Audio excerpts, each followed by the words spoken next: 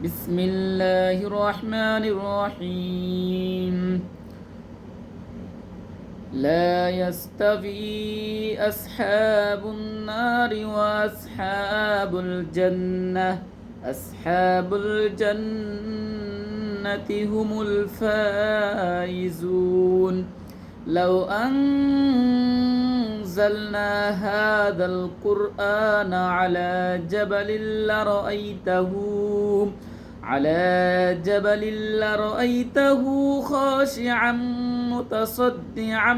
من خشية الله وتلك الأمثال نضربها للناس لعلهم يتفكرون هو الله الذي لا إله إلا هو